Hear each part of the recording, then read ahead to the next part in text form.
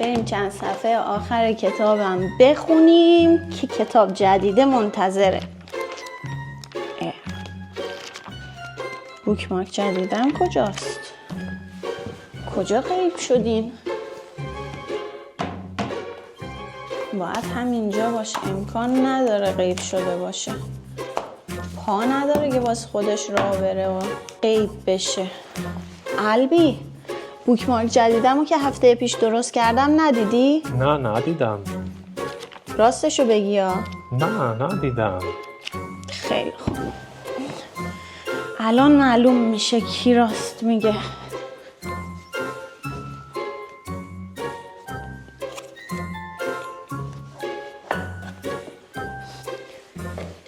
خالی بنده کی بودی تو؟ کی؟ خالی بنده کی بودی؟ بوکمارکمو بده. نه نمیدم. بوکمارکمو بده. نه نمیدم. تا یه دونه برای من درست نکنی بهت نمیدم. باشه ولی پولشو میگیرم. باشه. قبول چند میگیری؟ 10 یورو میگیرم. باشه. خیلی خب حالا بوکمارکمو بده. باشه. یه دونه بوکمارک صاحب شدی ها. خیلی ممنون.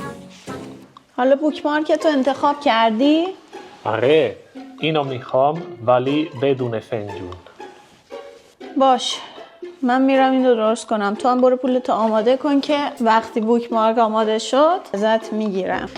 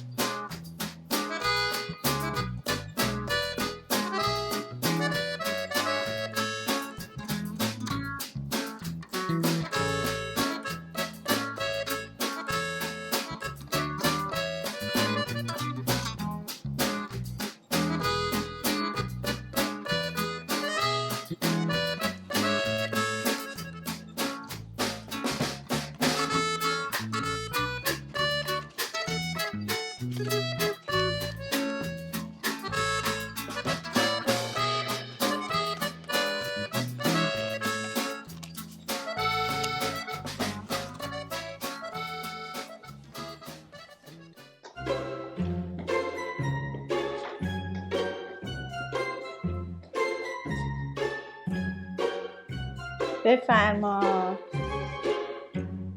شما بفرما. بله. به خیلی قشنگه. آفرین خواهش آفرین می‌کنم. عزیزم، دست در نکنه. خواهش میکنم دیگه بوکمارکای منو نمیدزدی ها. چشم. آفرین پسر خوب. خیلی قشنگه عزیزم.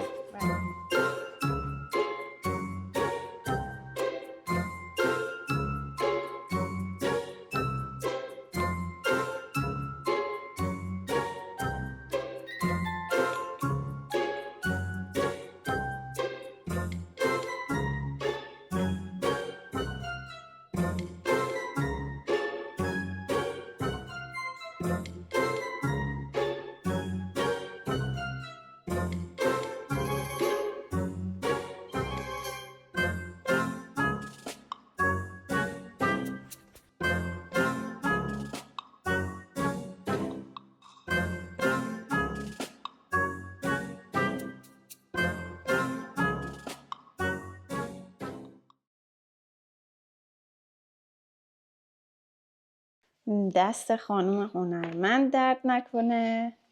خب مرسی که تا اینجای ویدیو همراه من بودید. امیدوارم از دیدن این ویدیو لذت برده باشید. اگر از این ویدیو خوشتون اومد خودتون بیلبیلک‌های یوتیوب رو بلدید، سابسکرایب و لایک کنید. اگر سوالی داشتید حتما توی قسمت کامنت ها برای من بنویسید و اگر دیدید این ویدیو میتونه به درد کسی بخوره حتما باهاش به اشتراک بذارید. یادتون نره به خلاقیتتون اعتماد کنید و اجازه بدید که مرزا رو بشکنه. من میرم برای آماده کردن ویدیو هفته بعد و تا اون موقع شما رو به خدای خلاق میسپارم. تا هفته بعد، خدا نگهدار.